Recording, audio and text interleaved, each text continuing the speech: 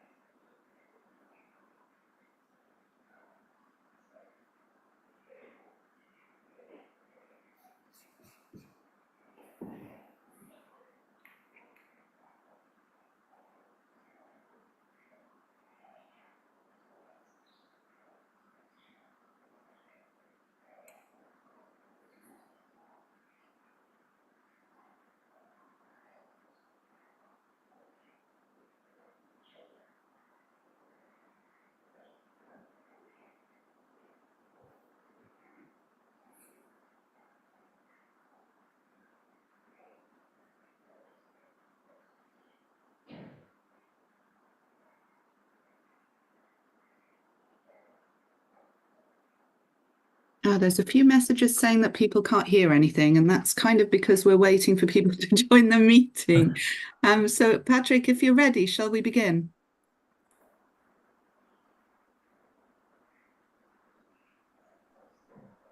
Okay, good morning, everybody. Good morning, Patrick. Hello. Good morning. Yeah, I think. Good morning. Good morning. Morning. Yeah. Good morning. Yeah, I think we have a good number now. There's over 70 people in the room, so I think we can start. And I'll start by welcoming all of you back. I hope you had a restful night. And today's session will cover topic 4, and the title of that topic is Responsible Research and Innovation and Data Ethics. And 2 colleagues from the Ethical Data Initiative based in the UK will be taking us through this session.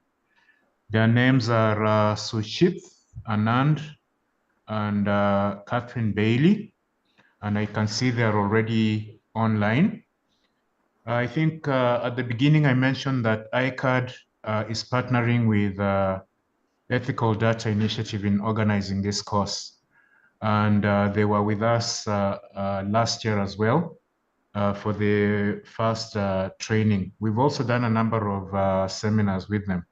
So let me welcome Sushith and Catherine and invite them to tell us a little bit about themselves and then take us through this session. Welcome. Thank you. Thank you, Patrick. So my name is Catherine Bailey. Thank you for the lovely introduction. I'm Operations Director at the Ethical Data Initiative, and I'm also Professor of Research Governance Partnerships at the University of Exeter in the UK. And I'm here with my colleague Sushith Anand, who is Professor of Science Policy at the University of Exeter and also oversees outreach for the Ethical Data Initiative. And the Ethical Data Initiative, for those who have not already heard of it, is an innovative partnership between the University of Exeter and the Technical University of Munich in Germany. And it seeks to provide a neutral space for very varied stakeholders to discuss big issues around data ethics. So today, Sushith will be giving a bit of an overview into data ethics and responsible research. And then I'll be diving a bit deeper into existing data protection legislation and the importance of tools such as codes of conduct, really in bridging the gaps between the ethical and the legal, what's already in place. And then we'll be doing a little bit of an interactive workshop session, which will help hopefully explain to you the complexities in developing policy and legislation that we perhaps can't really cover in a 2-hour lecture. So that will hopefully kind of make it a bit clearer to you how complex these things actually are. So without further ado, Sushith, if you are ready, Okay. if you'd like to explain to us responsible research and data ethics and why it's so important. Thank you very much, Kate, and thank you, Patrick, and thank you to all the colleagues who joined today as well. We are from the Ethical Data Initiative. We are really happy to be part of this exciting training program for faculty that is being organized. So what I'm going to do is, as Kate mentioned, we'll be first part of the session will be talking about the we will be having a lecture, sharing some of the work, some of the important aspects of the kind of data ethics in research and responsible research and innovation. And then we will have this practical kind of session as well after that. So without further ado, I'm going to start the. Okay, yeah.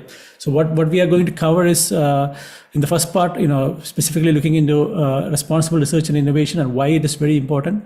Data ethics, existing data protection legislation. Also, Kate is going to provide overview of the European and other regional legislation, some gaps in current legislation, and also we'll look into user rights and need for code of conduct, and come with, and then we, in groups, I think around 8 groups, it's already divided. You'll be all working on one of the exercises that we are planning on, something called Locus Charter. And then also after, it will be like around 20 minutes for the kind of discussions that you'll be having in your groups. And then you'll also be reporting back to the whole wider group on what those discussions and how you helped, what are the kind of things you discussed and deliberations outcomes to the wider group afterwards as well. So I want to start with because I looked at, I am very happy to see, over 100 colleagues have joined this program. And it's also very good to see, a very varied disciplines being represented today as well. So we have colleagues from agriculture to computer science and so many different backgrounds. And I think this is really important to the topic that we are doing. So what I would like to do first is, a very quick exercise for all of you. So you can use the chat function in the Zoom to look into, so you all should be, heard about the United Nations Sustainable Development Goals, the 17 goals, which are, been championed by UN and other agencies to, for UN SDG aims for 2030. So I just want to, and obviously, data is fundamental for achieving all these, any of these UN SDG aims. So what I want to do now is, quickly in 2 minutes, through your chat, just because you are all from different disciplines and you all might be working in different areas. Some might be working in agriculture, education, different kind of climate change, different kind of research areas you're working on. So I just want to, so if you could just identify which SDG goals your research contributes to. It can be, multiple as well. It is not, sometimes, you might be working in different, so somebody may be working in, no poverty, goal 1 and maybe goal 7. It can be, or goal 1 or quality education. So it can be multiple or it can be one. So in just 2 minutes, if you could all use the chat function and just identify which of the SDG goals your research contributes to. Thank you.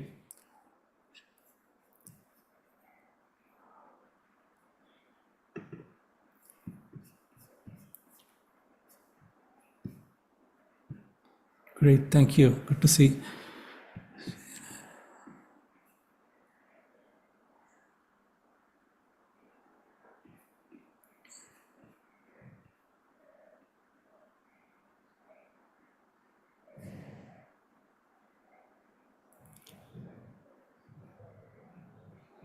Fantastic. So good to see colleagues. And it will also help you identify, for your own research. For example, if somebody is working in SDG 1, 2, 13, I was just looking at in each of them, SDG 14, education, all of them. How much importance is data for you for the research as well. So it's just trying to think. Okay, so it's fantastic. And it also shows the broad, wide range of research all of you are doing as well. That is great to see.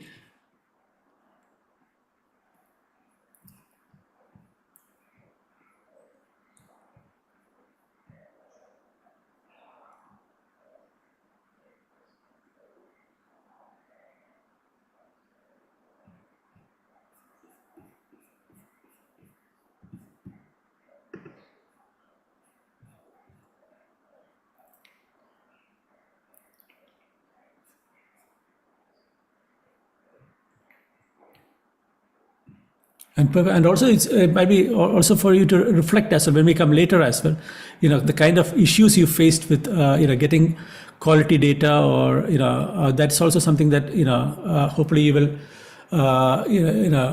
you might think about when we come to the practical session as well. So not only how kind of data sets you that was needed for your research, but getting maybe difficulty getting access to the data, or quality of the data, all these kind of questions as well might be relevant for you to think about. So this exercise, so thank you all for actively contributing to this exercise. So we will move on, because obviously I will this session, me and Kate has been running the whole session is actually two days session which we compressed to 2 hours. So so today what we are trying to to be very as brief as possible, but we will share all these slides to you so that you can get all the information and also the links of all the materials for you to look into later as well.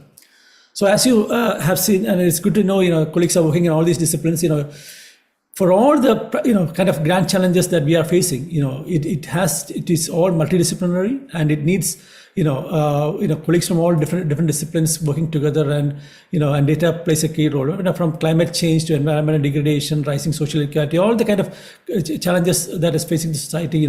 Research, and for the research in that, data plays a very, very important role.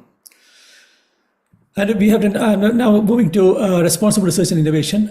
So in very brief, RRI has to be properly aligned to the needs, the values, and the expectations of society. Okay, so this is why responsible research and innovation is so important. And there are many frameworks for RRI, but one of the most widely used, and I will say one of the kind of very kind of good frameworks is one that is developed by the UKRI called the AREA framework.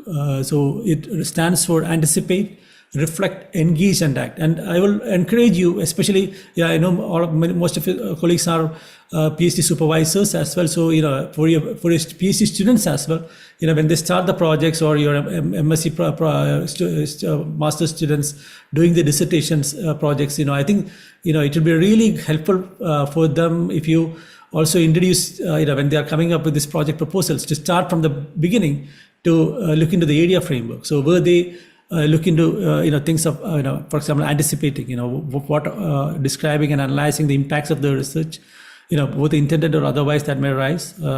So it's not only the technical impacts, but also looking into kind of the social, economic, environmental impacts, all those kind of aspects, and also then reflecting on and discussing with the supervisors, and reflecting on the purposes of motivation, potential implications of the research, together with the associated uncertainties, areas of ignorance, assumptions, framings, questions, dilemmas, and social transformations that may bring.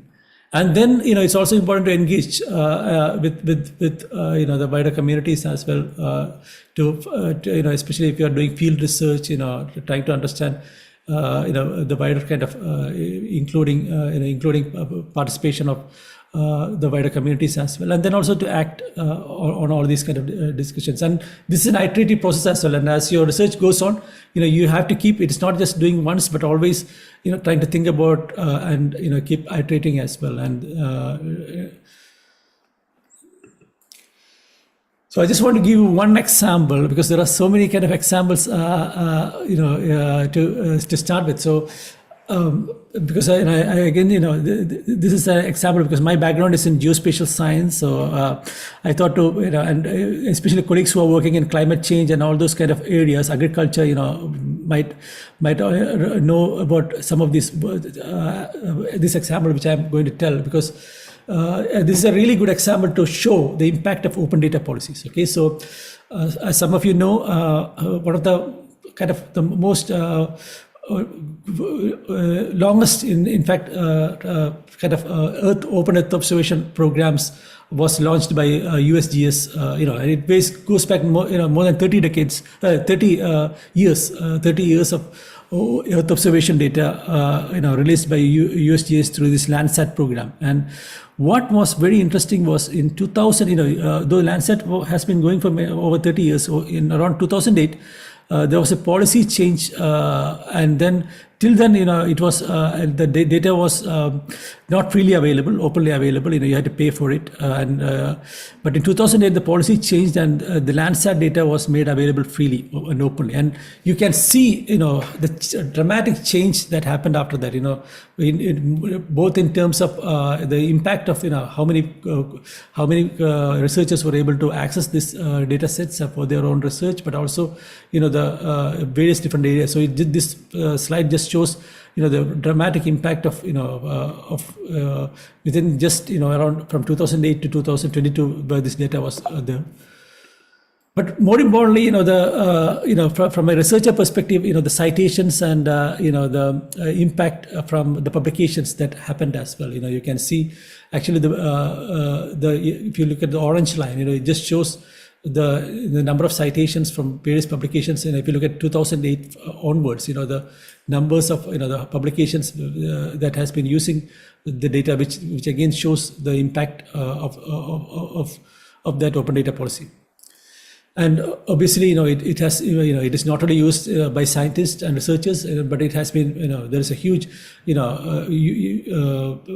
wider use case or use base for the data as well, which shows the wider impact of it as well. So that's one example. But things have changed so much. Even in the last 10 years, it is not only governments which are being very important in this platform, but now you have all these big data platforms, and more importantly, most of these big data platforms are now private platforms as well. So this raises many ethical questions. From everything from your social media, or all these are now controlled by big private players or who are big vendors. So this raises a lot of ethical questions. And so some fundamental questions on how to protect human rights in the big data platforms, and also questions like who owns the data. So some years back, myself and Kate, we were there's an organization called the Global Partnership for Sustainable Development Data, and they approached us to write an article on some of the things that some of the kind of ethical impacts of kind of looking into data colonialism, data feudalism.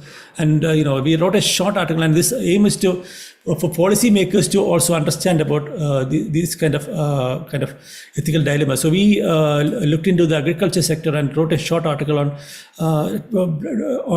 how the digital feudalism and its impact in agriculture, especially for smallholder farmers. And I will share the links, and maybe Kate will share the links through the chat as well. So if you are more interested, you will be able to read and understand more about this work as well. But very briefly, it shows that what is now happening is digital feudalism happening, and the kind of like class structure, basically where privately owned digital service providers have morphed into digital landlords, where the trade-off is user data, which is of little value on its own, but invaluable once collected at scale and aggregated in exchange for access to technologies and services. And this raises a lot of ethical questions on not only the power structures, but also, and this is why it's really important governments bring in legislation and regulation to protect user rights. So there are so many kind of research publications and lot of literature on these aspects as well. So some of the work that colleagues have been doing. This is one example of a book that has been published on data colonialism. So if you are interested in some of these kind of topics, you'll find more information. There is a lot of, we'll share all this information with you as well. So now we'll come back to, when you have all these kind of different ethical questions, how do we create more equitable data ecosystems? Obviously, as you all know, as we did the exercise before, there is, the data is, fundamental for all, not for all of our research, which is looking into, various kind of, it doesn't matter which research topic you are working on, and which kind of UNSDG aims you are working on, the importance of data and quality data, is very important. So this is where the education and capacity development are very important. Okay, so this is where so why we need to make sure having data ethics included in the education as well is very, very important. And especially as now data science courses, it's not just in computer science. In all other disciplines as well. So we need to have faculty and practitioners trained in these areas as well. So there are so many initiatives already, who have been working on this area. So what I will do very briefly is to give you a flavor of what is happening. So, as you have seen, data needs to serve everyone, and getting it right is as much as a political and social endeavor as it's a technical one. So we must build data systems that help and empower people instead of harming and excluding them. This demands change in the way we design, collect, fund, manage, and use data. And one of the really good examples is the organization called the Global Partnership for Sustainable Development Data. They have started a data values project, which had been working to look into some of these aspects and how do you create a fair data future. So I will also share some of the work as well. So colleagues who are interested, will be able to find more information there as well. So very briefly, data ethics. Again, there is so much literature, so much research publications, book chapters, books published in this area, especially in the last, I will say, 5 years. There's huge amount of scientific literature in this. So this is a branch of ethics that studies and evaluates moral problems related to data, algorithms, and corresponding practices in order to formulate and support morally good solutions. And I will now go to some of the research frameworks as well. So especially as academics, you will all need to be aware of, at least be aware of these kind of frameworks so that you can guide your students appropriately for the research as well. So some of these frameworks you might already know, some you might not have heard about. So I will briefly explain all of them for your benefit as well. So FAIR, there's the FAIR principles, there's the CARE and the trust principles, which are the main ones. So I will go through one by one. So the FAIR principles is, I think, the most widely known kind of frameworks, especially colleagues working in open science. They will all have heard about the FAIR principles, which is the findable, accessible, interoperable, and reusable kind of framework. So how do you make sure data and supplementary materials have not only the data but the metadata as well? So you can it is machine readable and it can be easily found, and it is made accessible as well. Both the data and metadata are understandable to humans and machines, and data is deposited in a trusted repository. And by interoperable, this is where the standards, having standards is very important. So the metadata needs to use a formal, accessible, shared, and broadly applicable language for knowledge representation. And this, the last one is reusable. The data and collections have a clear user license and provide accurate information and provenance. So this is kind of the very, very, broad overview of the FAIR data. Now we come to CARE principles. So the CARE principles is, when we look at this was started through the RDA, the Research Data Alliance framework, the Indigenous Data Community interest group. And the CARE principle for Indigenous data governance looks into, these four themes, collective benefit, authority to control, responsibility, and ethics. And this is so important, especially when we look at, when you are doing research with indigenous communities, you will need to, be aware of and respect the CARE principles. So, so again, I won't be able to go into details because of time constraints, but I have shared this, the links here as well, and through the chat function as well, we will share, and later as well, we will share all the links. So if you are interested to learn more about all the CARE principles and all the other kind of frameworks, you will get more information. And the final one I will briefly introduce is the trust principles. And this again, a community effort driven by the Research Data Alliance.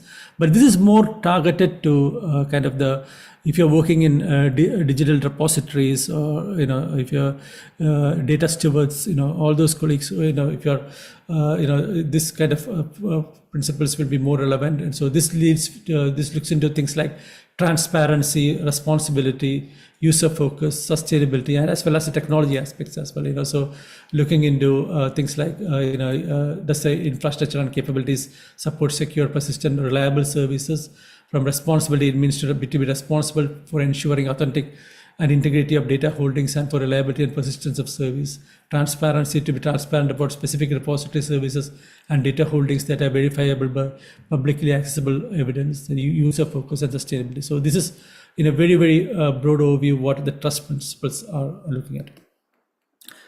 And I will come back to the data values, that I mentioned before as well from the GPSSD, because I think this is something that might be also relevant to colleagues, in research as well. So in very, very broad overview, it consists of five main points. The first one is looking into a FAIR data feature. So first one is, how do we support people to shape how they are represented in data?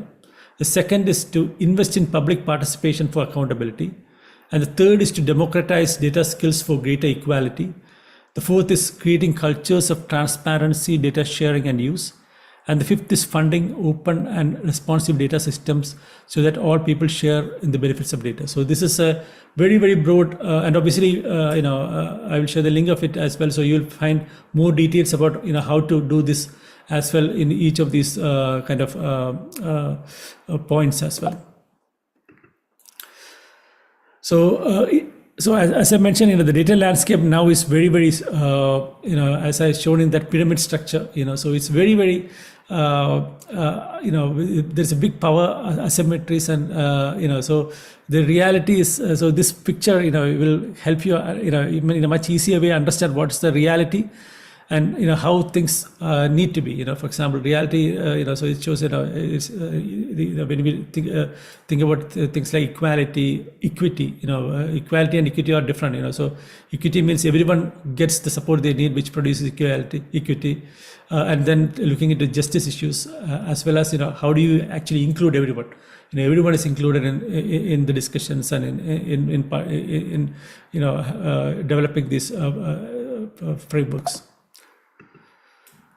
So this is where the user rights and need for code of conduct, we will come back later as well, how do we look into it. And the example we are going to, there are so many codes of conduct, that has been developed by, both nationally, regionally, and globally as well. So some examples are here. So one of the, so in the European level, there has been a lot of work done on code of conduct, and globally as well, and there are a lot of national initiatives as well. So the example that we are going to use today is something called Locus Charter, which is particularly relevant to location data. So it will help you understand, kind of how these charters are developed, and how what are the kind of principles behind it as well. But this, I'm thinking about code of conduct. It is not something that has started recently. Quite frankly, this has been, for example, in different professional communities, this has been going on for, many decades. For example, in the geospatial community, even like 20 years back, 2003 time, there has been the EURESA based in US. They have been they developed this code of ethics for the GIS community. And this is a very, very kind of examples of professional communities developing their own codes of conduct for their work. And for example, the EURESA one, the kind of codes, it has different obligations, obligations to society, obligations to employers and funders, obligations to colleagues and profession, and obligations to individuals and society. So we can see that how these codes of conduct have been evolving and developing over the years as well. So I will now hand over to my colleague Kate, who will go through the part 2, which is looking into the legislation, policy, and codes of conduct. Thank you. Hi, are you going to keep the slides on your screen, Sushith? Just so Shall I stop sharing? I can give you, you can share that, Kate. So shall I stop sharing and then you can? It's entirely up to you. If you have the new slides, because I did sort of update them last week. So if you want to, just let me know. I will move the slides. If you have the new slides, you're welcome. Yeah, is it the new ones? Well, I'll share my screen. And So then let's. Excuse me, everyone, while I just share my screen.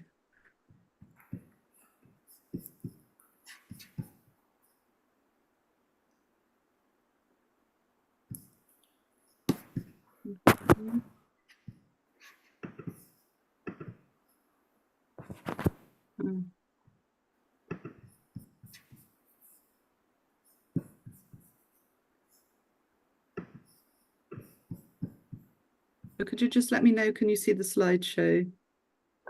Yes. Okay. So it's from the beginning, actually. Wonderful. Thank you very much. Now that's going to make it a bit complicated.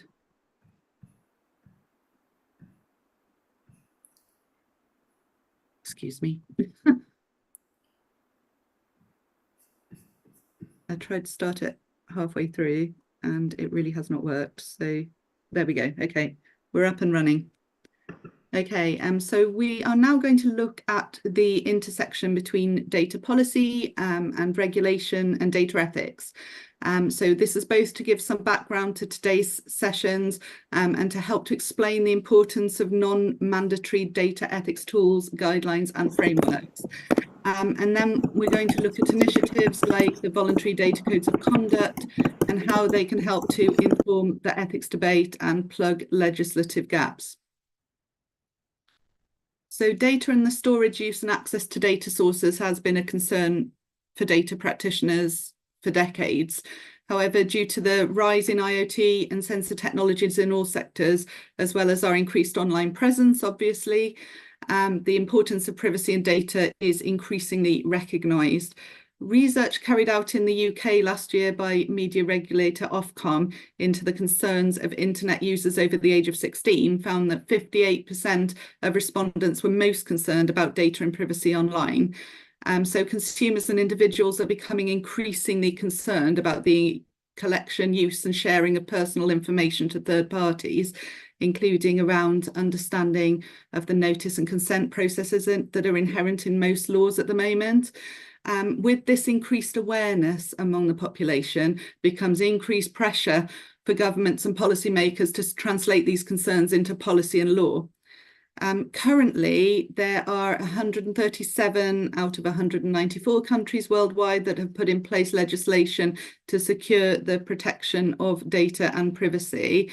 According to the latest UN figures, 71% of countries have data protection legislation in place. 9% of countries are currently in the process of drafting legislation, and 15% of countries currently, for whatever reason, have no legislation. So, as we've seen, 71% of countries worldwide have adopted data protection legislation, but this picture isn't quite as equal when we look at it on a regional basis. So this leaves some world regions that little bit more vulnerable to potential exploitation than others.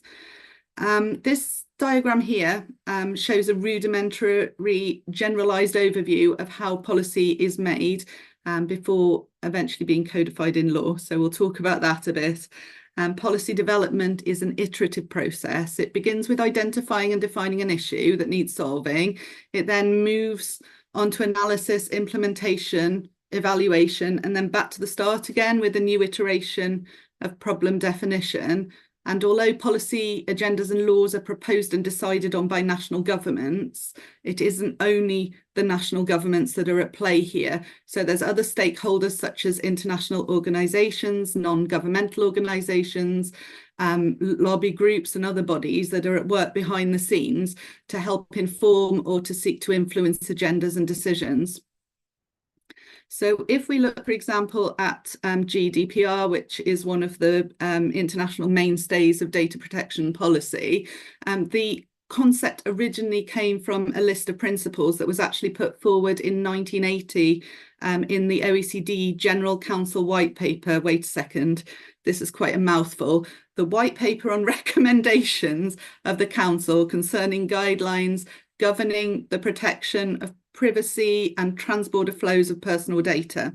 So effectively, the seed for the GDPR actually came from an international government organisation, the OECD, and you could actually argue that these guidelines that led to the GDPR were essentially a rudimentary, non-binding version of a voluntary code of conduct.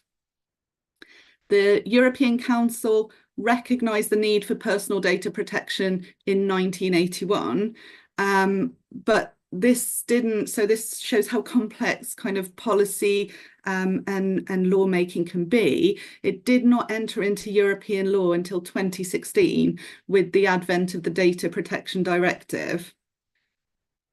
So the GDPR in the UK, it replaced our Data Protection Act in May of 2018. And GDPR has proven to be a flagship law for data privacy, not just in Europe, but across the world. And it's influenced the development of privacy legislation internationally. GDPR focuses on a central element of data ethics, which is protecting people's privacy.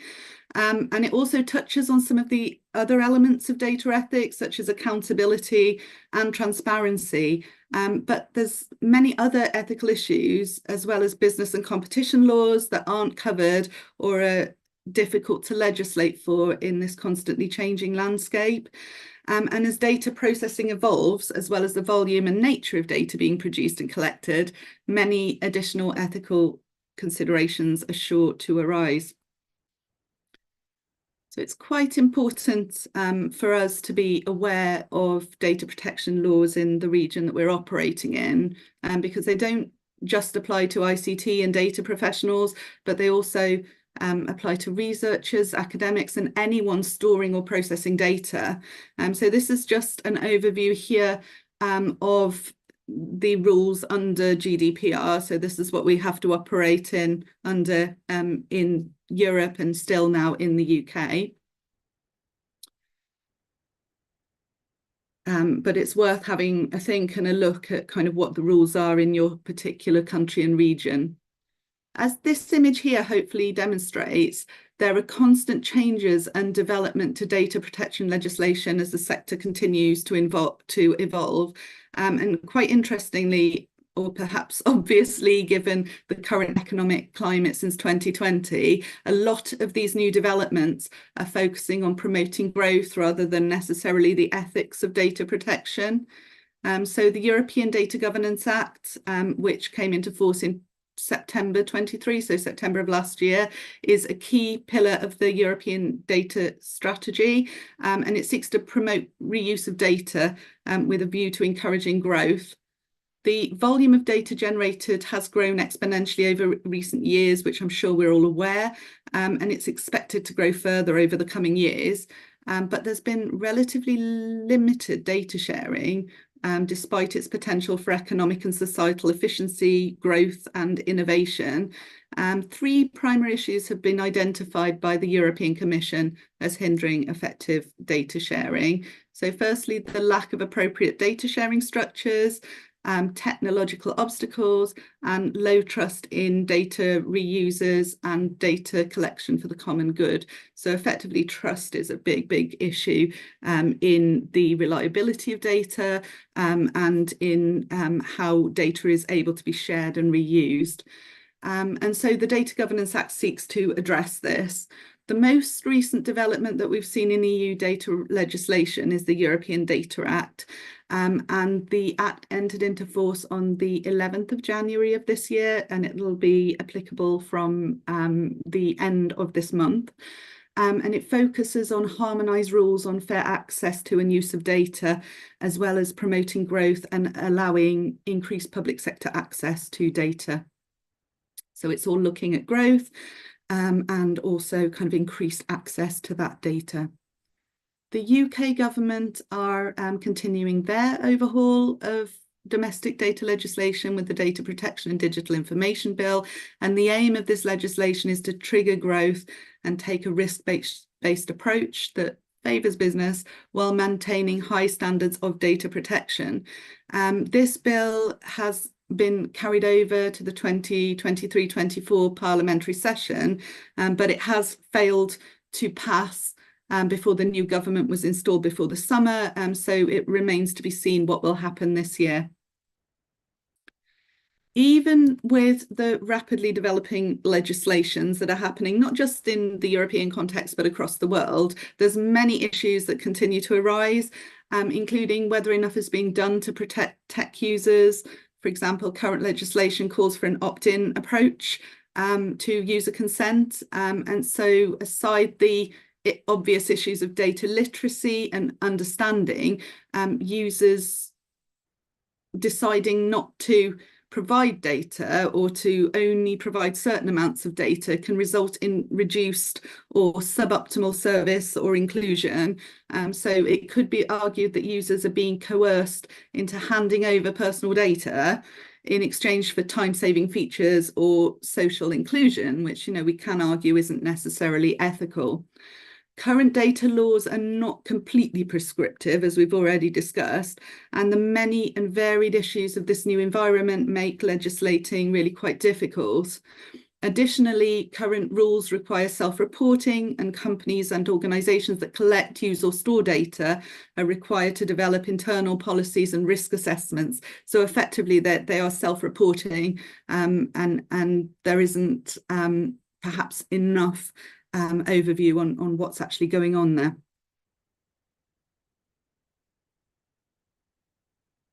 I'm sorry, I've fallen behind with these. Excuse me, let's catch up with the slides. So unlike national policies and legislation, data has no boundaries, which adds to the challenge of setting effective and adequate rules. The rules applicable in Europe, for example, mean nothing to large companies in China. And this all makes it really important for countries to work together. So significant progress in global AI and data governance was made at the New Delhi G20 meeting in September of last year. And it's also quite high on the agenda for the G20 meeting later on this year. So we're going to wait to see what comes out of that. The main outcome of the conference, the New Delhi conference, focused heavily on digitalization, and this reflects the growing emphasis on digital development internationally.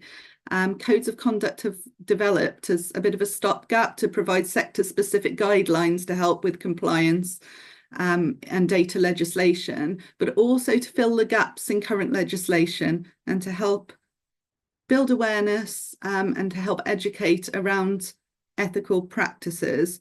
And these codes of conduct require self-regulation as well.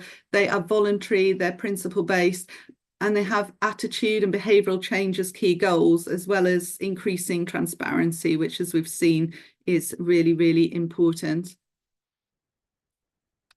So a more transparent approach to data collection and use can help to alleviate mistrust around ways data is collected and shared. It can help to minimize the risks of not including parts of a population or kind of over including parts of a population in data sets, which in turn it all leads to more accurate data. So we're going to talk briefly about datafication. This is a term that was coined by our scientific director, Sabina Leonelli. And, you know, really we need a bit more of a different vocabulary, which again is something that the EDI is working on around these terms, around kind of ethics in data. And, you know, in order to make it more understandable, really. So our lives are becoming increasingly documented and dependent on data, and effectively datafication is the way in which our lives are being quantified through data and information. Data is now embedded in everything, from services to decision-making processes, and this is only going to get more complex as AI and kind of these other tools evolve. And our role as data practitioners and researchers is changing due to the way the use of technology is changing and expanding. And we have a responsibility to ensure that we demonstrate that we can be trusted with people's data in order to maximize potential for good and to avoid societal harms. So we're going to now do a brief workshop. I'm going to briefly talk you through what we're going to do, and then we will divide you into groups for a practical session. Please do not worry, you will be put automatically into your groups by the ICAD team. Thank you very much, Javan and Patrick, for your help with this, and to the rest of the team as well, of course, who are also involved. So this session is based on stakeholder workshops that were used to develop and refine the Locus Charter. And the Locus Charter is a code of conduct around geospatial data. Myself and Sushith advised on the methodology for this after I was involved in developing the first agricultural data code of conduct with the UNFAO and the CTA. And the Locus Charter proposes that wider shared understanding of risks and solutions relating to uses of location data can improve standards of practice and help protect individuals and the public interest. The creators of the Charter hope it can benefit and improve understanding of risk, so that these can be managed and that the many benefits of geospatial technologies can be realised for individuals and societies alike. So the Locus Charter is made up of 10 founding principles, and these founding principles were developed in workshops very similar to what we will be doing here. And they are essentially the key tenets of what all different types of stakeholders need in order to get the most benefit, essentially. So it's taking into account all of the needs of all of the stakeholders. So over the next few slides, I have actually put in the different principles here in detail, but actually all of this is in the Google document that I am just about to give you a link for in the chat.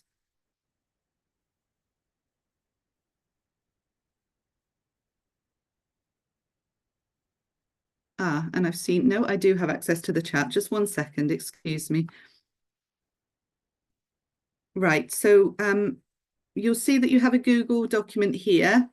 On the screen, you have lists here of the different groups. So you can take just a second to try and work out which group you're in. It'll just help you hit the ground running when you get into those groups. When you find yourselves in those groups, and you will be put in the groups in just a few minutes, the groups will all have a number. On that Google document, if you look at the bottom, then you will find tabs of the different numbers of groups. Now, those groups represent different groups of stakeholders. So those that are, for example, government stakeholders, try and put yourself in the mind of government officials and have a think about what would be the most important and why to government officials. Similarly with big business, what would be their prerogatives, what would be their motivations, or SMEs and tech startups, what would they need out of these principles? And then try and order those principles within the document in the order. As soon as you get in the group, each group needs to identify one person to be a rapporteur, and they will feed back to us.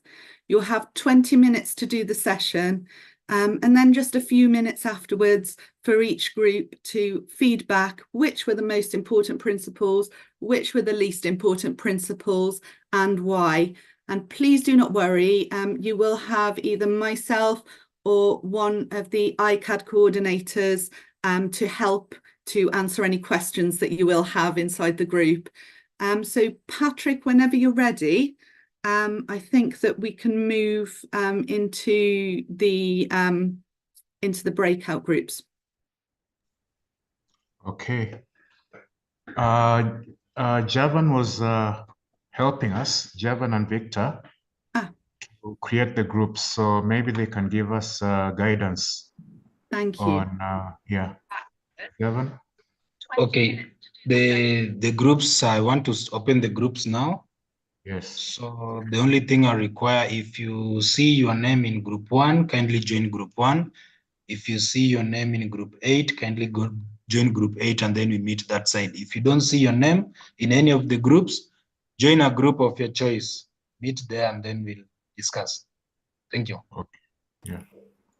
Fantastic. Thank you.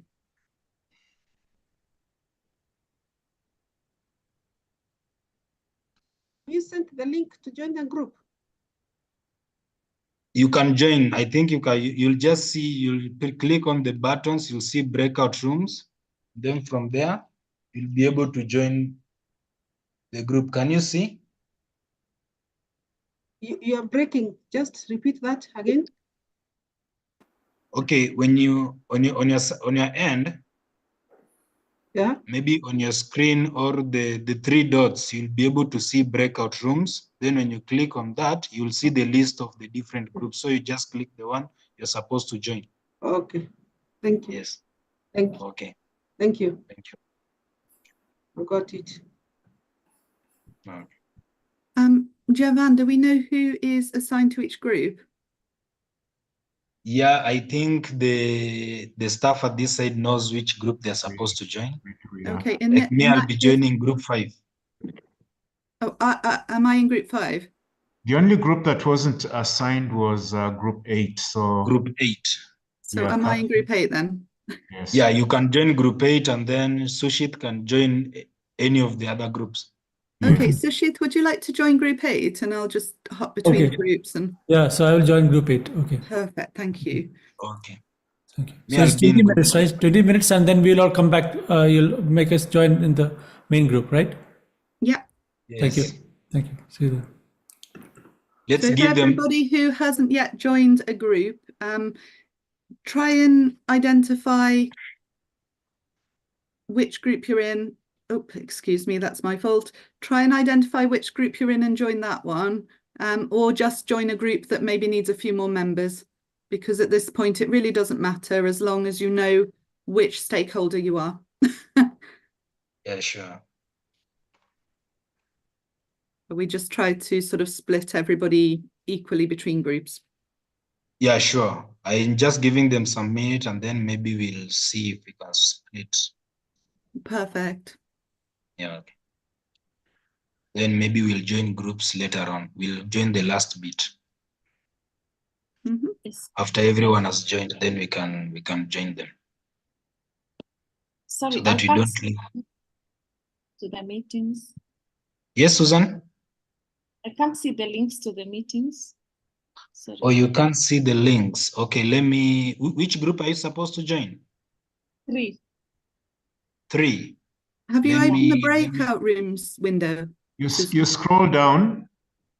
Scroll down. I want to look for her so that I can assist her. Group 3, Yeah. right? Group 3. Okay, I've taken you. Thank you. How are you? Really, I'm in a certain meeting. I would like to join group 6, but I don't know how to. Who is that? Nimekuja kutafuta vijana. Nakuona naendelea kupata tu, lakini it's not an easy job. I'd love to join group 6. From last week, and I'm still not gathered. Who is joining group 6? I'm the one joining group 6. Ayomide. I want to join group 6, but I don't Okay, know how to. Ayomide, let me assist you. Okay. Okay, just hold on.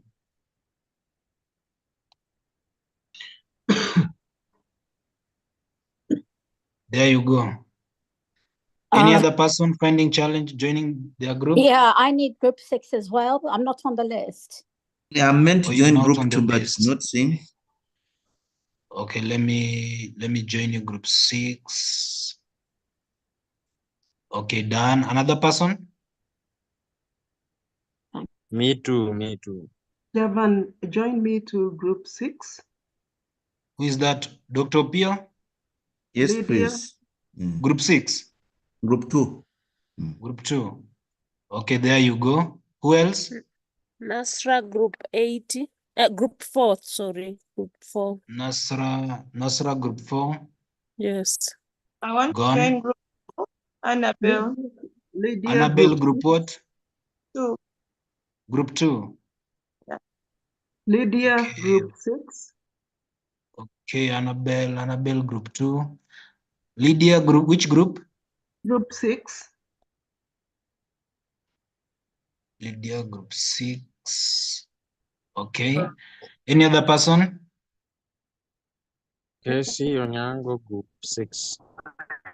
Yonyango group 6. Okay. Javan, can I Maurice? just suggest? Yeah. Just a second. Because there's not many people in groups 6, 7, 8. Well, 7 and 8. Would it be Okay. possible to put people who are left in groups 7, 8, split them a bit between the groups? Everybody, Okay. when you get in your breakout group, because it might be a bit easier for Javan that way, just look at the name of the group, and that is the stakeholder that you'd be representing. So it doesn't really matter who's in the groups, just so long as it's a reasonably even split. Would that be sure. okay? I'm supposed to be in group 2. How do I get to group 2? Who is that? Dr. Ibua. Okay, you're gone. Okay, thank you. Okay.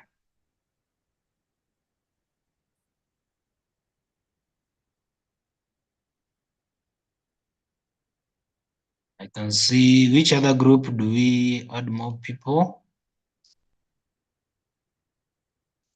So 7 and 8, there weren't so many people in, so you could add those Yeah, that I've were added left quite a between number. those groups, really, because it doesn't matter which group you're in as long as you know which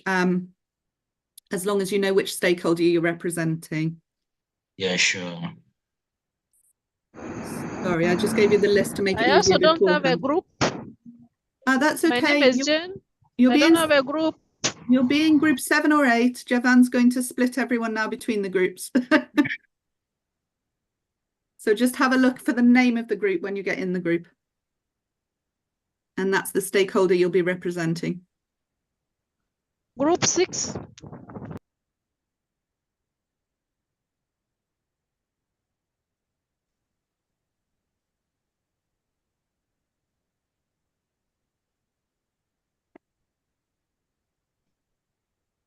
Group 6. Jen, group 6.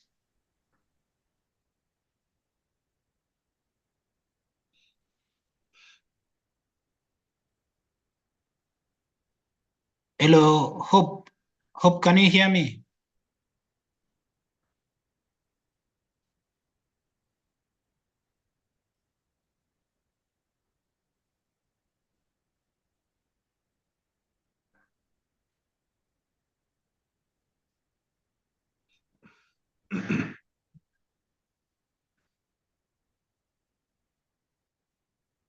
Who is left unassigned? Hope, are you there?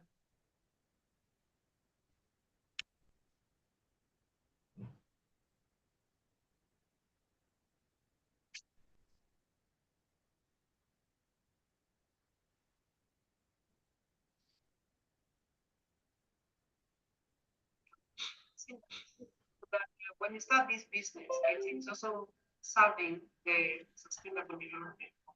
That's my understanding. Hello, Javan. Right. Hello. That's right. Yeah, this is Hope. Yes. Which group were you supposed to go to from the email you shared? Group 2. Group 2. Okay, so which one? I can see you've joined with 2, so let me just take both of them. Okay, join group 2.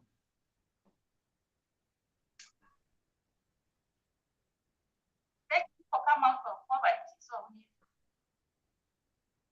maybe we can. I'm just volunteering. I'm not an expert here, but you can assist me. We can just write those points. Kindly let's take them. The time is moving. So kindly remember this. Maybe before I leave, because I'm almost leaving. Eh? Yes. You can look at the way you can align specific sustainable goals to align with your business. Let's say you look at business which is focused on clean energy will align with the sustainable development goal number 7.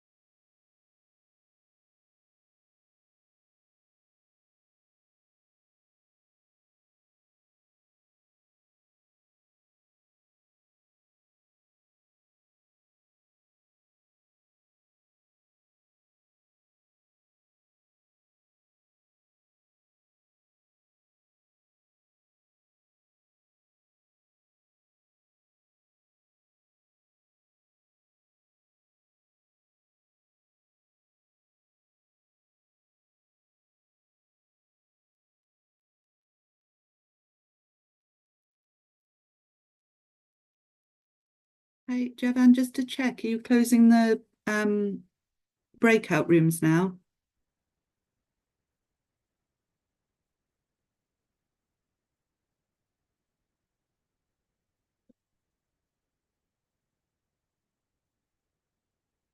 Hi, Kate. Just a note. I don't know whether rooms will be automatically closed off or not. We have just left the room and came back to the original room. Yes, the plan was that they will be automatically closed. Yes. Yeah, so 20 minutes ticked off, so we just came back to the same room. Thank you. Thank you. Yes, yes. Thank you, Kate.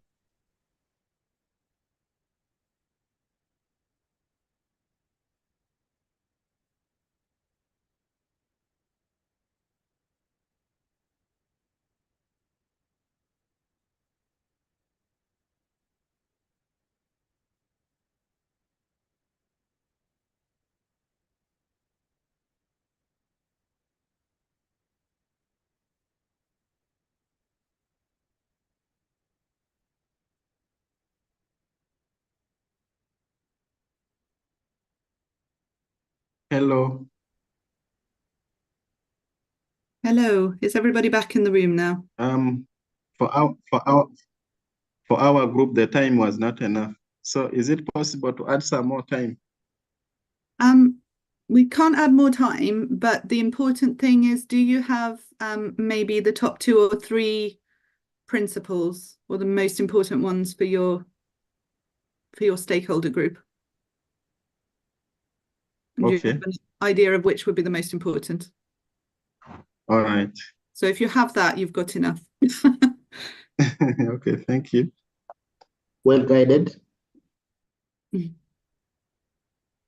Okay, so I think we can start now. So who was the rapporteur for Group 1? Group 1 being government, national government. Thank you, Kathy or Catherine. My name is Collins Bulafu. I was the rapporteur for group number 1, and we had 9 members who took part in this discussion. Of course, I have to say on behalf of my group that the minutes were allocated to us were not adequate, but we managed to go through all the 10 principles and give them or rank them in as far as we understood the task. And for us, in our opinion, protection of privacy, principle number 8, according to the templates, ranked as number 1. And for reasons, we need to protect privacy for data at all time, so that we don't have to suffer from the consequences of not being protected under that very principle of lack of privacy. And then number 2, we thought that understanding impacts when things go wrong, the impacts can be social, economic, or indeed legal. And so we thought that that could be number 2 in our hierarchy, so that we can minimize the negative impacts when things go wrong. They tend to go wrong sometimes. And then number 3 on our list was accountability, because for us, we thought that it is the responsibility of whoever is going to access this data to be accountable to the people who provided that data. And I think that is very, very critical. Number 4, we thought that we need to promote or minimize intrusion. So intrusion became number 4 in our ranking for the same reasons as safety of persons and rights were some of the reasons that we gave over there. And then number 5 was do no harm. I think this is a big ethical principle, do no harm in whatever we do, including when we gather this data, how we use that data, and how we share that data. And if we do that, we improve the human well-being all around. And then number 6, we thought that protecting the vulnerable is equally important. Of course, this could perhaps have moved either up or down, but given the time, we thought that could be ranked number 6 for purposes of fulfilling some of the SDGs in place. And then number 7, we went down to prevention of identification of individuals. This is also related to intrusion and privacy. And we thought that for safety purposes, this should come number 7. And then 8, where is my 8? 8 is minimize data. How much data you do collect.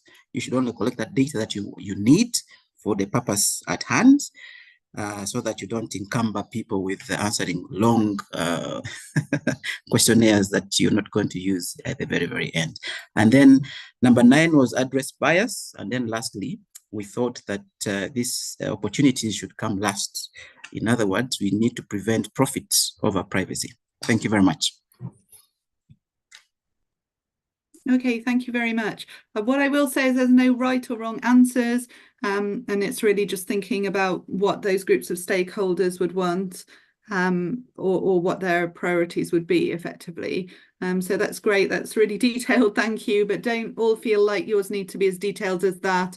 Effectively, the important thing is having those top few priorities, maybe the least important as well, just so we get a feel for how that particular stakeholder might be looking at things.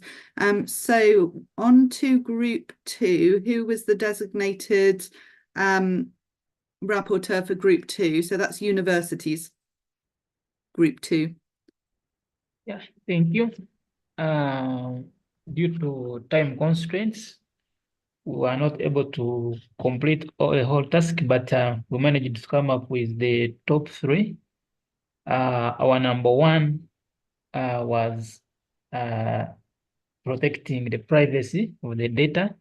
It came out as number 1 for the same reason as given by the group 1.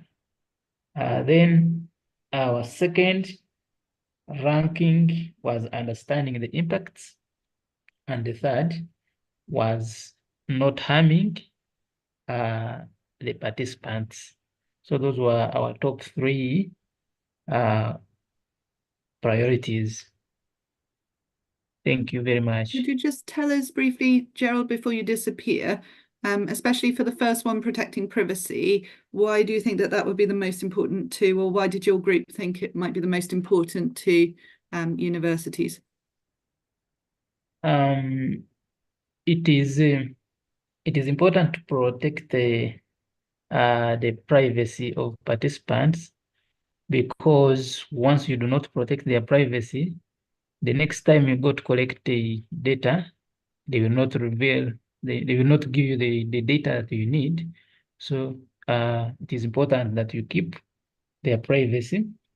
Then we also think that understanding the impacts your research will have on the participants is very, very, very important in data collection.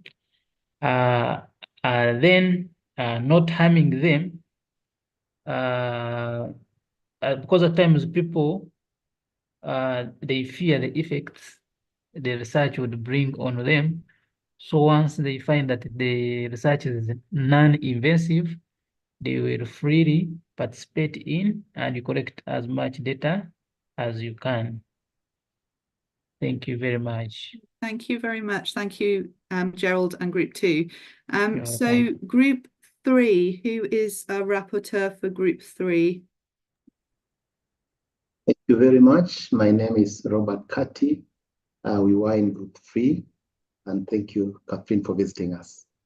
Thank you. When we looked at our group, we realized that intergovernmental organizations do play a significant role in managing global challenges and fostering international collaboration. But we also realized that in terms of these intergovernmental organizations, they actually have specific missions or purposes. And so while looking at the list of the principles, we did discover that in terms of prioritization, then it is dependent on the particular organization.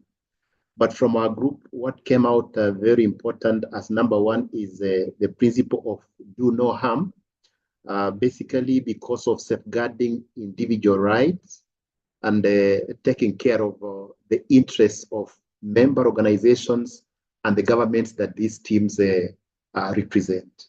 And then, of course, the other two principles that also came out strong are understanding impact and then realizing opportunities. Thank you, Chair. Excellent. Thank you very much.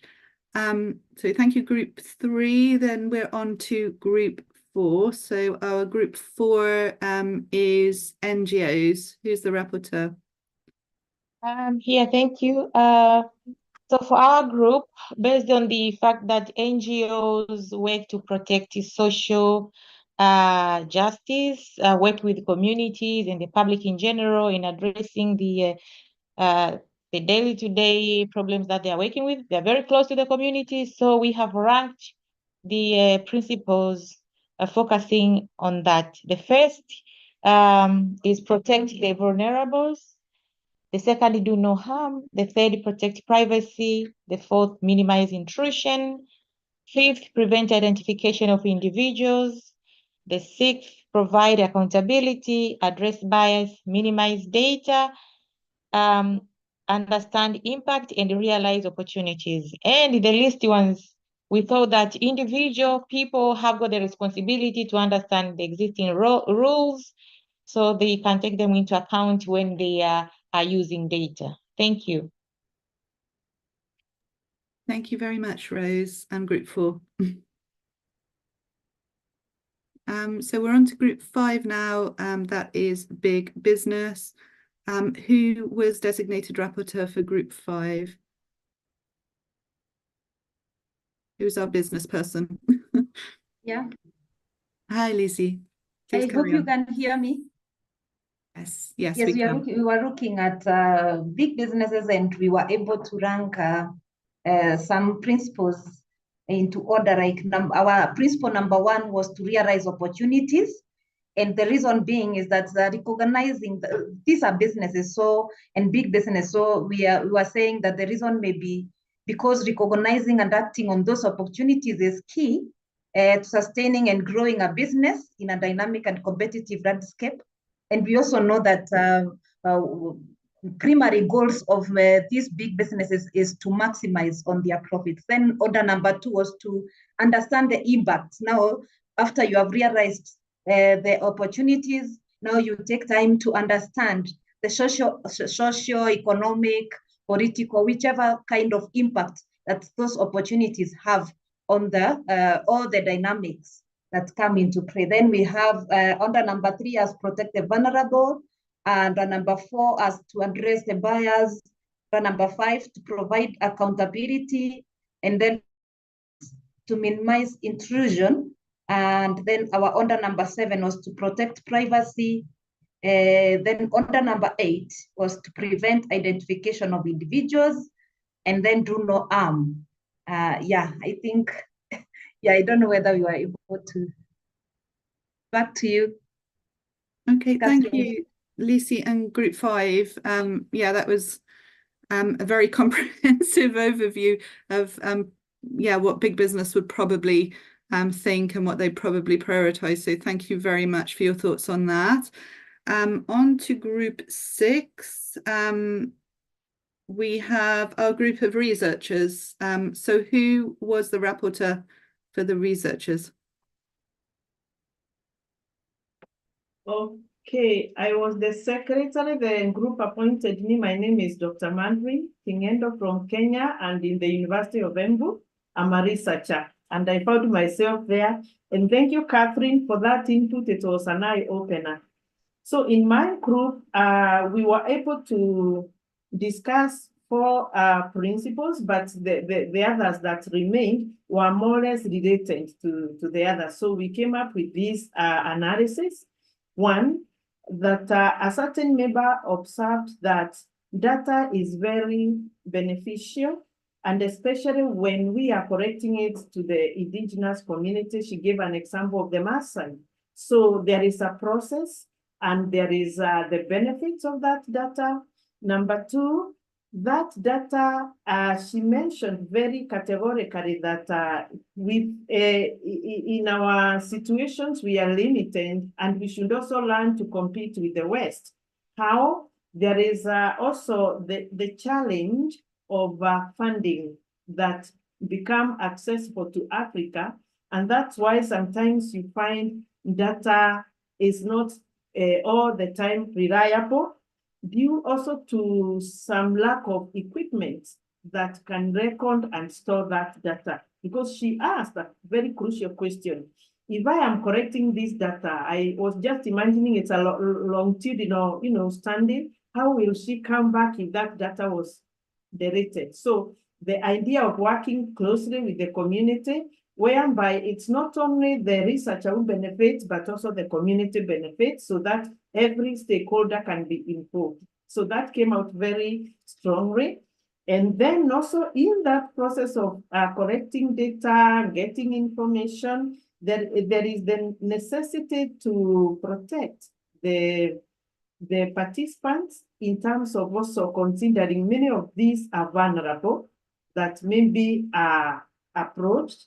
And that is whereby even the issue of biasness comes in. Is it only the vulnerable? Is it only the other group?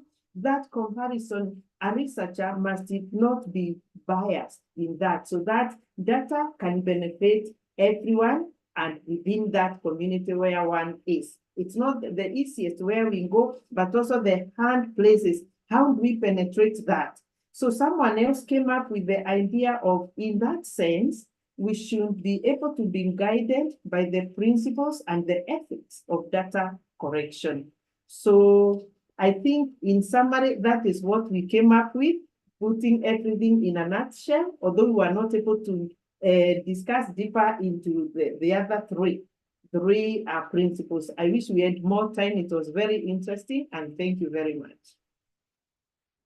Thank you.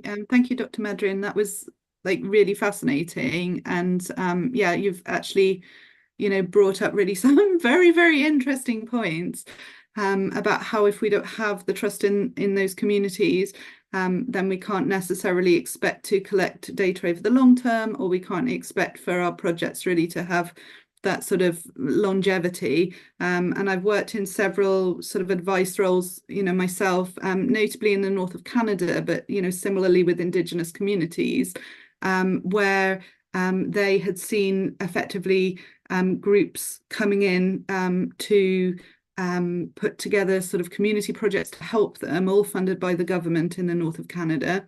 And kind of unfortunately, because of the lack of communication really with the local populations, they weren't really helpful for those populations.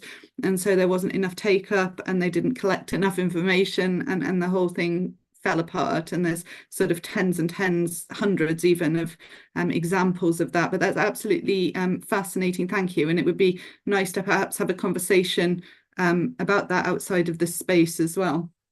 You're welcome. So on to our next group.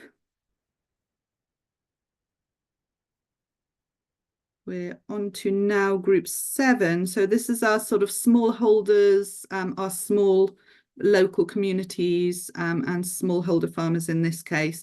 So who was the representative of this group?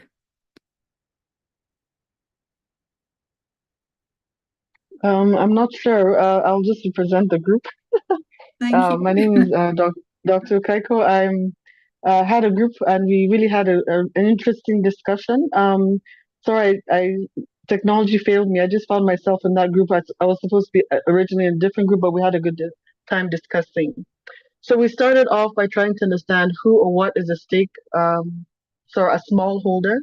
A smallholder operates in a small agricultural setup, maybe a family business, maybe a pastoralist, and looking at people who may be on the margins, as opposed to the other group that had the larger corporations. So we also had like a discussion and found that we had divergent views, interestingly, on which one would be the first. So we had like the top 2 being interchangeable, and then going into, so really saying that the smallholder still needs to have, let's say, agency. So they need to realize the opportunities, understand impacts that could be part of their world, and then the principle of protecting the vulnerable.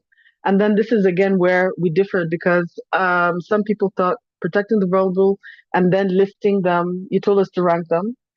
And then, sorry, I differed because I saw protecting vulnerable, protecting privacy, and some aspects, do no harm and protecting the vulnerable came together. I saw them as actually being kind of, if you list them, then have two bars together and then going down in a list.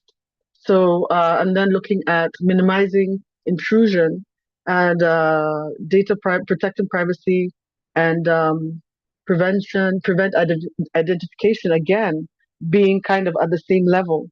Because right now, if we have, we're saying people are farming or doing those kinds of activities or moving around, companies or, towers that can collect data or people who can get access to that data, what would they do with it? Or what would, you might tell them as government, come and sign up for this fertilizer or something, give us your data. But even as you're doing that, if you're not protecting their privacy and doing no harm and preventing them from being identified and thinking of those aspects together, then I would have a problem like ranking them as such. However, we did talk about all of them and we said they actually all apply to, let's say, the smallholder. Thank you. Okay, thank you, Keiko. There's some like really, really fascinating insights there. And it kind of goes to show that even within stakeholder groups, there can be differences of opinion, which, makes the whole process so much more complex. So we have our last but not least final group, and this is SMEs. So who is our representative from the SMEs?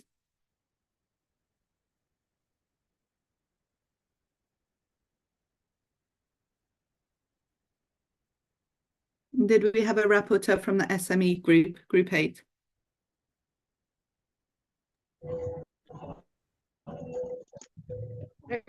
I can go?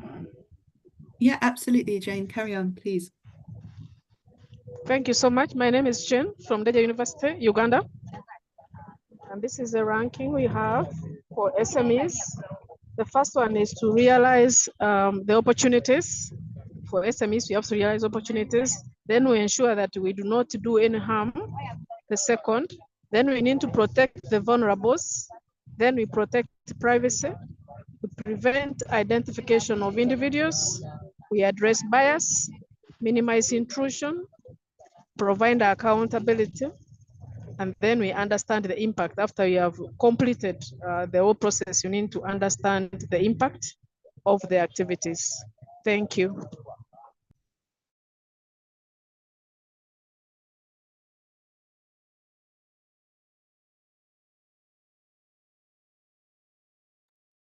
Sorry, 1 second. I managed to accidentally minimize Zoom there. Thank you very much, Jane.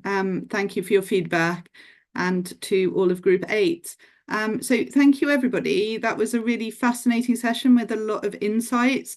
And as you can probably see, there isn't a one-size-fits-all necessarily answer to this. So all of the stakeholders that are involved in the sector or in whichever sector the code of conduct has been built for, in this case geospatial data, they all have different needs, different ideas and different priorities, and so it can be very, very difficult for policymakers and for those that are left then to encode those policies into law to decipher what necessarily is the best to do and what is going to encompass the needs of everybody in that data chain. So I'm going to try sharing my screen again just to go over a few final slides really to talk to you a little bit more about that locus charter. So if you could just bear with me, I'll just see if I can't share the screen again.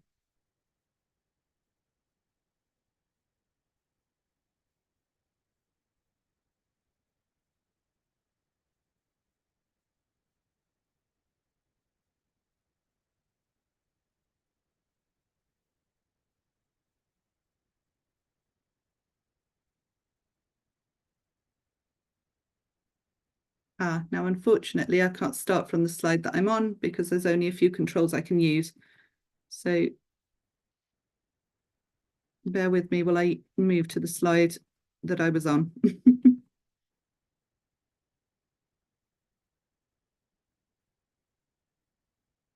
Which apparently will take a while because there's a lot of slides.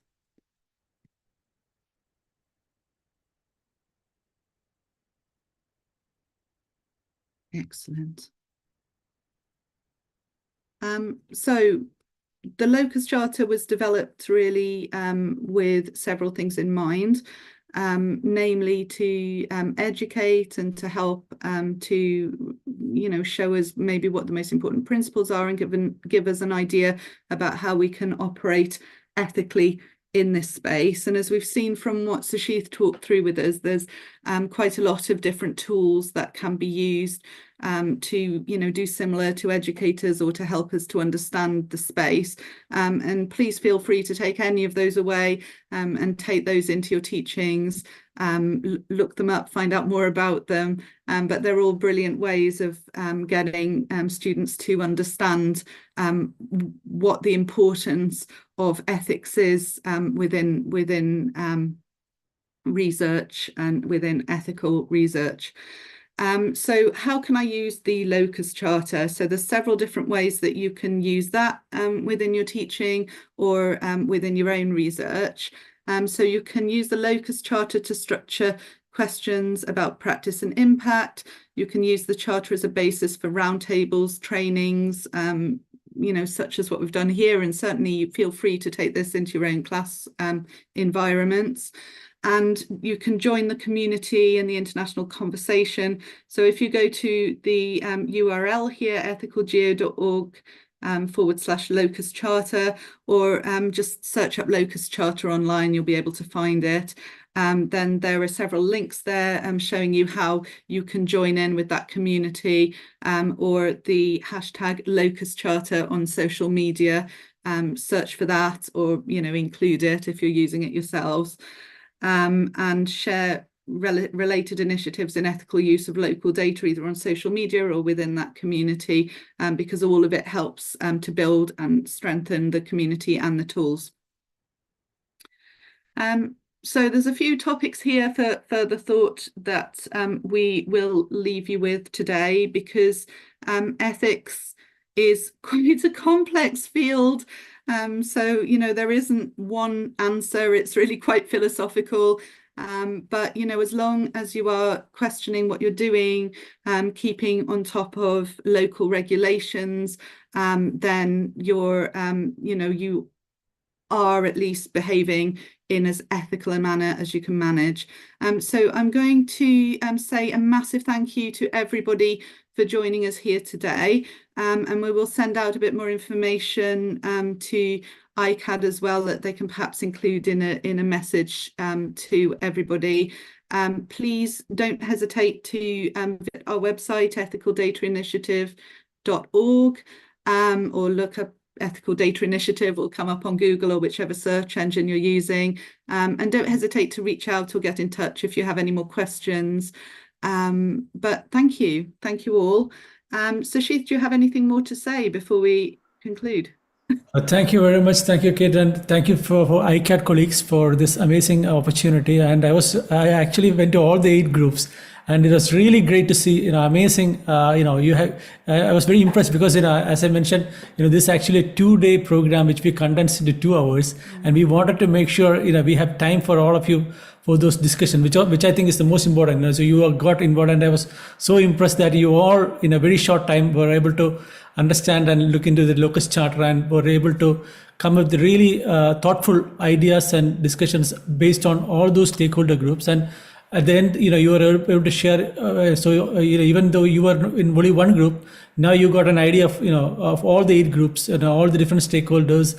And then also, it helps us understand there is no exact right or wrong answer in all this, and there is all these competing. It's in the real world. You have all these different competing kind of aspects in the research that we are doing, and hopefully you will feed into all these kind of ideas in your courses and your students' projects as well.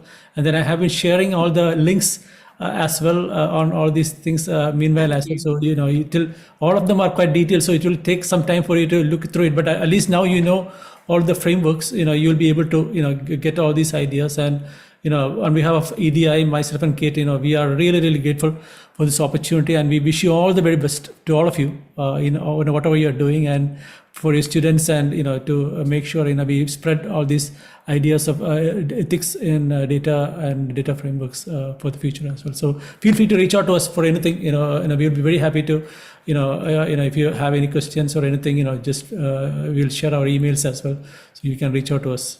Thank you very much. Thank you.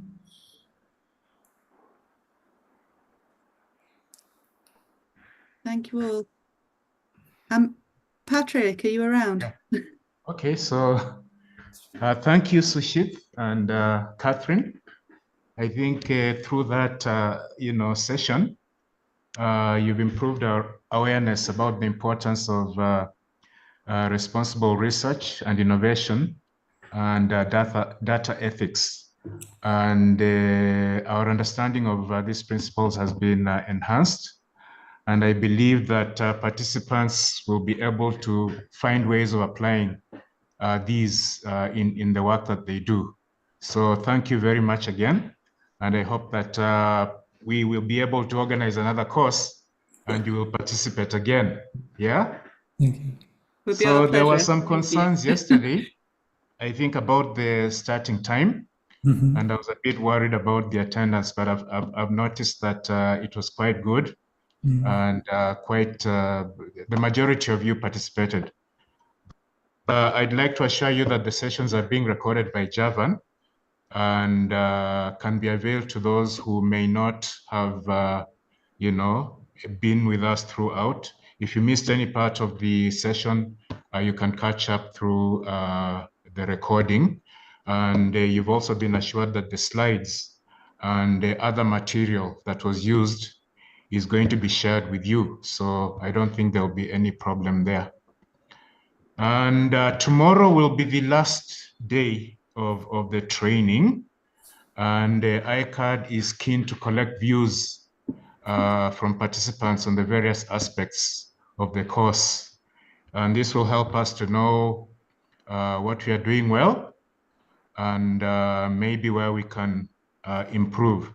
So Javan will be sharing a questionnaire with you later on, and we request that you fill it out and let us have your feedback at least by the end of the day tomorrow. I don't think I have much more. I just want to apologize maybe for the shortage of time. I noticed that, this discussion, this session was very interesting, and it was really generating a lot of thought, but we ran out of time. So for that, I apologize, and maybe during the next training, we will find ways of addressing that. So let me just thank you all again and wish you a good day, and we look forward to being with you again tomorrow. And just to get rid of any confusion, we are going back to the 9 o'clock starting time tomorrow. 9 o'clock local time, not UK time. So have a good day.